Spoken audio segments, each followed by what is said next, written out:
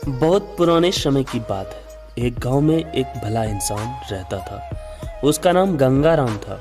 वह जरूरतमंदों की हमेशा मदद किया करता था। एक दिन अचानक गंगाराम का किसी कारणवश देहांत हो गया।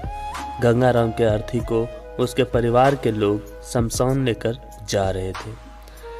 तभी अचानक एक मोटे ताजे सेठ ने उस अर्थी का एक पैर पकड़ लिया और बोला कि मरने वाले इस गंगाराम से मैं 2 लाख रुपये कर्जा मांगता हूँ, इसलिए पहले मुझे मेरे पैसे दे दो, तभी मैं इसकी अर्थी को शमशान ले जाने दूंगा।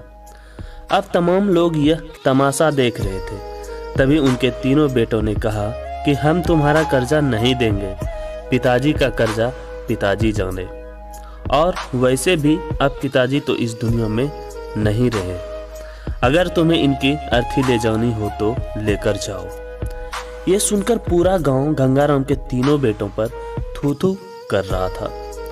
अब गंगाराम के तीनों बेटे उस कर्जे को देने से पीछे हट गए। तभी गंगाराम के भाइयों ने भी कह दिया कि जब बेटे कर्जा नहीं दे सकते तो हम क्यों दें, किसी का कर्जा हम क्यों भरें।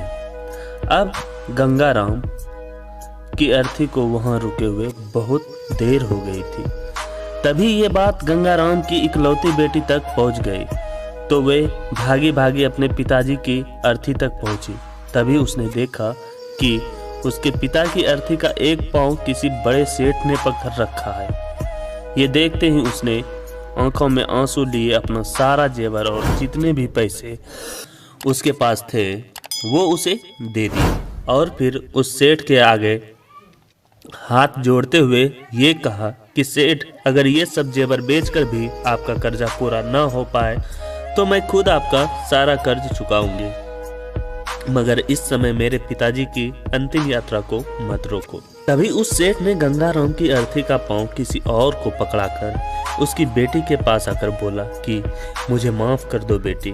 दरअसल बात यह है कि मुझे गंगाराम से 2 लाख रुपये लेने नहीं बल्कि देने हैं। गंगाराम ने 3 साल पहले मेरी कुछ मजबूरी पड़ने पर अपनी एक जमीन बेचकर मुझे ये 2 लाख रुपये दिए थे, और वो इतना भला आदमी था कि मुझसे 1 रुपया भी ब्याज नहीं दिया। और जब मैं गंगाराम के रुपये लौटाने आया हूँ तो मुझे खबर मिली कि उनका देहांत हो गया।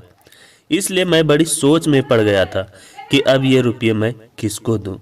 इसलिए मैंने ये खेल खेला ताकि गंगाराम के ये 2 लाख रुपये घर के एक ऐसे सदस्य के पास जाए जो वाकई में उनको प्यार और उनकी इज्जत करता हो।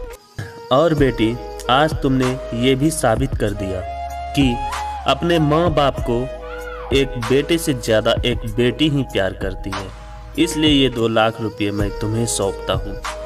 काश तुम जैसी बेटी हर घर में हो जो अपने पिता की इतनी इज्जत करती है।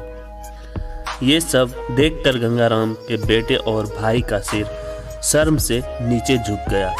वाकई में दोस्तों, ये बात तो एकदम सत्य है कि एक माता पिता को बेटे से ज़्यादा बेटी ही प्यार करती है और उनकी इज्जत करती है। धन्यवाद। मेरी कहानी यहीं ख़त्म होती है।